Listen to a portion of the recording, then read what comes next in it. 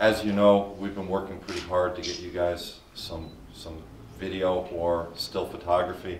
We do have one still photograph that I can share with you now. You're not really going to be able to get much of it. We can come through with that, and you can get better footage of it now.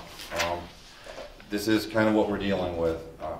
Currently, we have at least 2 video surveillance systems that were operating at the time, one in the business itself, one for the office complex in general.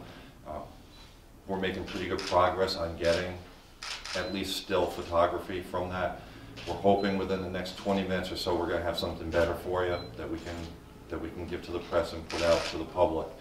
We are asking for help for anybody that was in the Compo Shopping Center area last night from 9 to 10 o'clock. Anybody who might have seen anything that looked unusual to give us a call, 203-341-6000, Westport Police Department. Obviously, if anybody's concerned, we'll protect any confidentiality that's out there. A few additional details, Captain Archiola touched on it. The 911 call did come from a cell phone from the second victim. He's currently in stable condition at Norwalk Hospital. He is expected to survive. We have been interviewing him, trying to get information on the suspect. The question came up on how do we know that this business was targeted versus random. The suspect did have an appointment with the deceased and the second victim the day before, had been meeting with them regarding jewelry purchases, so he was known to them at least as a customer. Don't believe that there's a name or additional information at this time. That is another thing detectives are working on. The 911 call that came in from the individual was not sure where he was at, knew he was in Westport, knew the street number, did not know the street name. It took probably 4 to 5 minutes for our communications officers to be able to get that information from him. When officers arrive, it's a very secure business, requires being buzzed into that business, and took an additional 3 or 4 minutes for officers to force their way into the premises to administer aid and search for the suspect. That's a little additional that we didn't have before. Again, within the next 20 minutes or so, we're hoping to have additional either video or still photography that we can release to you guys. At this time, we don't have any other additional information other than what's already been put out there. Hoping to have something by 12 noon, we'll reconvene here with additional information if it follows, or at least updated, or any other questions. And if you have any questions now, I'm open for them.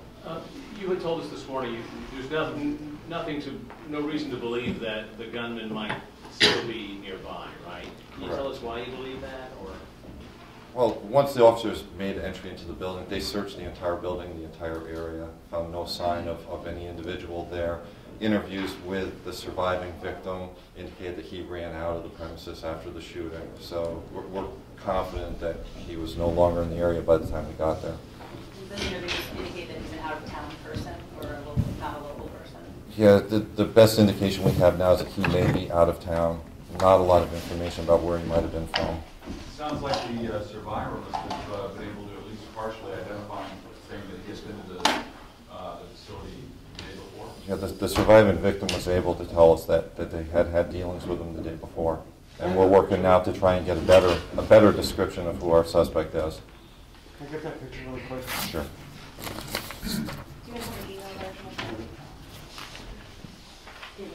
that? Yeah, once we have those, they'll go out on the press release list. Once we have more of them, we'll send those out. Any indication as to what kind of jewelry or what he was looking at in the business? Yeah, we don't have very definite information yet on what he's looking at. So, I said it's a manufacturer of jewelry, deals with diamonds, etc. That's what type of business this was. So. Were there just the 2 individuals in the business at the time?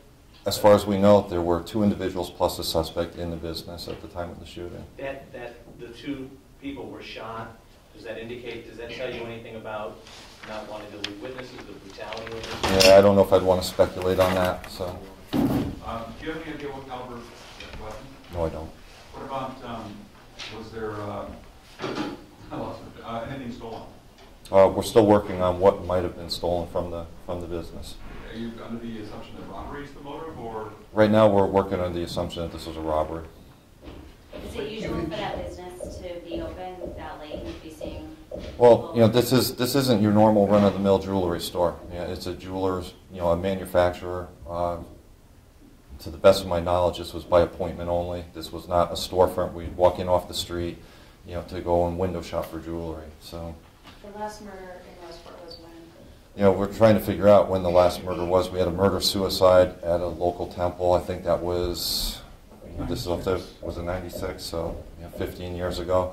The last homicide involving a robbery, I think, may have been at Leong's Chinese restaurant, and that was about 30 years ago. You had mentioned, just as we walked in, about the one gentleman being able to flee, and then they had an appointment with the suspect the day before. Could you run through just that element for me, please? Right, and a lot of this is preliminary and still being investigated, but we do know that the suspect had an appointment with at least one, if not both, of the victims on this the day before to look at jewelry. And that was the previous day, at least that once, if not more. And then he came back, or the belief is he came back? There was an appointment to come back. And did the one victim, was he able to flee the business? The surviving victim? No, we found him on premise, so. What kind of security did they have in the office? We're not really sure what kind of security. We know they had video surveillance. That's what we're working on now. Other than that, we've responded to alarms. We know they had a burglar alarm system. I'm not sure beyond that what they might have had there. We did not receive any alarm indications from that premise. The first notification we had was the 911 call from the victim. The picture there is from the building's surveillance? That's from a building surveillance system, correct. And that's, hopefully we'll have more and better from that. But right now you don't know if the gunman is on that surveillance? We know for a fact that on this one, this is our gunman. We're hoping to get something a little bit better than that. So, but this is our gunman. Can you describe the surviving victim, describing features of the gunman, height, build, anything like that? Yeah, our victim was in pretty bad shape. The description we got, is sort of vague at this point. We're hoping to get a much better description to put out publicly, something that's a lot more accurate than anything that we've gotten so far. And just by the video that you guys have looked at so far, nothing to go off there? From what we've seen so far, no. I mean, as you can tell, there's not showing a whole lot. We're digging a little deeper into it, trying to get better photography of it. Does the surviving victim operate, does he provide any background about, where, kind of, what the gunman might have done? I don't know where he came from, or just any other kind of background about the gunman? Right, some of it is minimal. Some of it I'm not at liberty at this point to discuss, it's part of the active investigation.